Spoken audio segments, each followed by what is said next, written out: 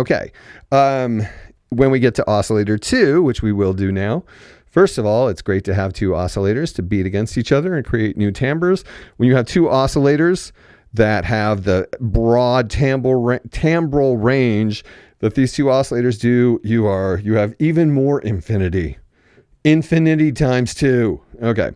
So let's listen.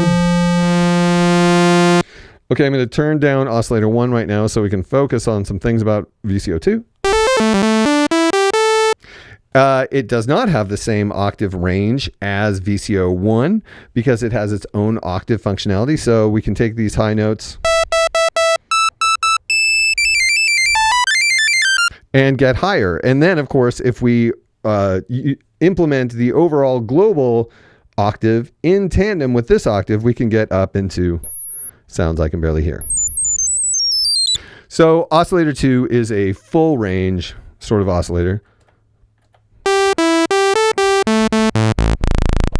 Right down into the clicks.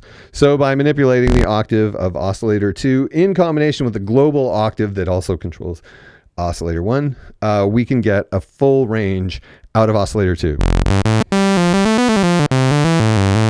The sawtooth and the triangle waves are the same and have the same shape functionality.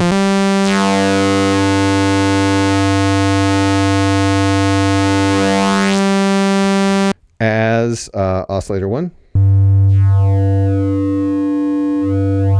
But we do not have a square in oscillator 2. Now, before you moan, I have to invoke $300 synth brimming with functionality. You can't have everything. And also, again, the fact that you don't have two square waves to beat against each other, you shouldn't be bringing your desires for things that you're used to or things that you expect to a $300 synthesizer. It's best just to come to it and say, what you got for me? So I'm showing you what it has for you. And yeah, so there's no square wave in VCO2. And instead, there is noise. This is where we get the noise function. Shape does not affect noise. It's just straightforward noise. It sounds pretty white. Maybe. I need to compare them to really know for sure. No, yeah, it sounds like white noise. So those are the waves and frequencies we have available in oscillators 1 and 2. I'm going to talk about sync and ring in another video, so we're going to skip that for now, but keep in mind that oscillator 2 does have the ability to do sync with oscillator 1, and it also, like on the mini log, has the ability to do ring modulation. Fantastic features to have, again, in a $300 synth. Okay, so I do want to talk a little bit about, again, the diversity of sound we have the ability to make with this thing by bringing up both oscillators. And I have to mention one other thing. Let's take it out of noise for a second.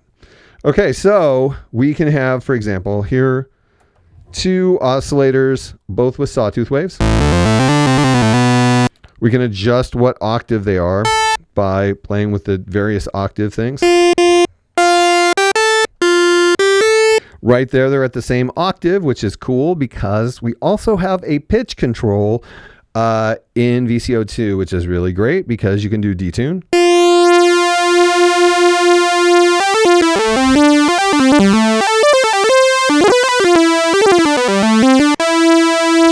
Which is awesome. You can also do much more than detune as this pitch control goes up an octave.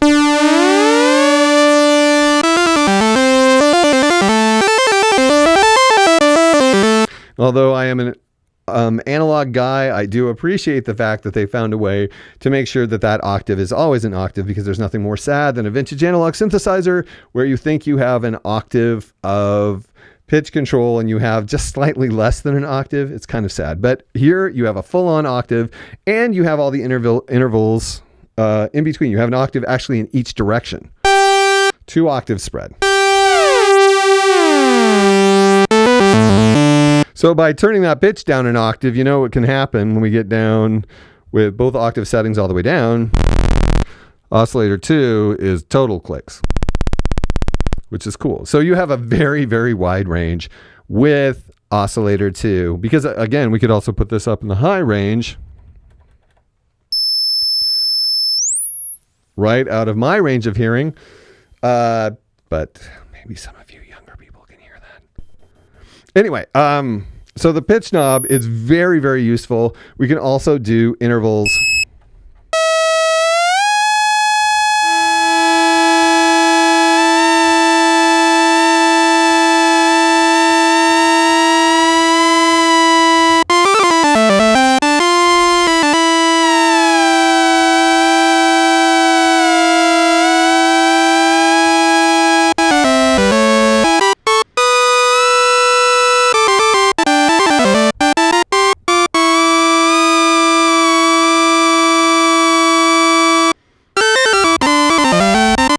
So yes, you have the ability to control the frequency of Oscillator 2 in regard to Oscillator 1, creating a number of different intervals, which is awesome. And you can create those intervals and do the thing that I always think you should do, which is use it to create extra harmonics if you want them, by turning down Oscillator 2 to the point where the frequencies it's adding become harmonics instead of another oscillator sound. But you can do that, and that's awesome. Also, keep in mind that we have these incredible opportunities for shape.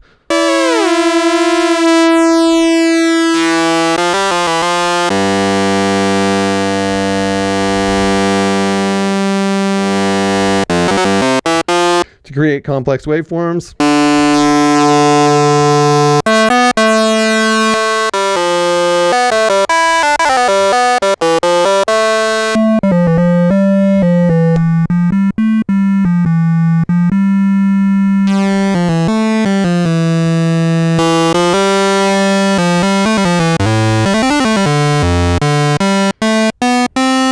Okay, I'm sorry for all of that tuneless playing, but I just wanted to show you, your opportunities for the creation of complex waveforms.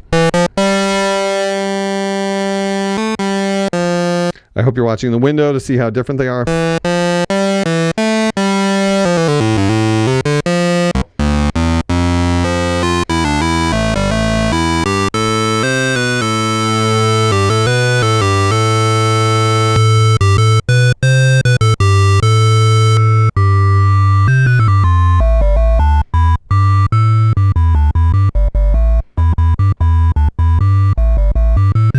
Again, we haven't even touched the filter, and we're just getting all of these wide variety, all of this. We're getting a wide variety of sounds.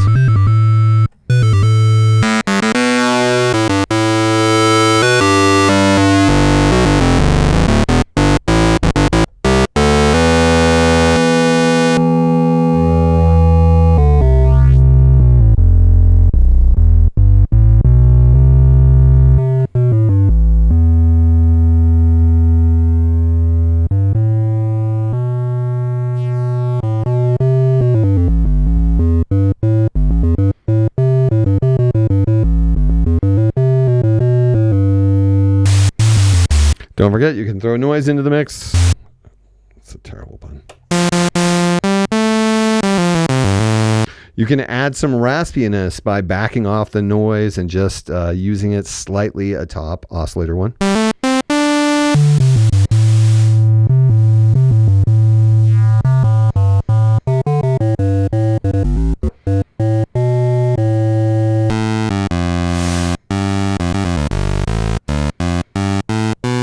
So yes, with Oscillator 1 and Oscillator 2, you have a great diversity of timbral possibility because of the ability to shape the different waves, mix and match the different waves, mix and match the different waves at different octaves, and certainly sync and ring modulation, which we're going to talk about, and a 2-channel mixer. So that is basically the oscillator section, or as much as I'm going to talk about the oscillator section in this video, or apparently set of videos. Okay, on to more stuff.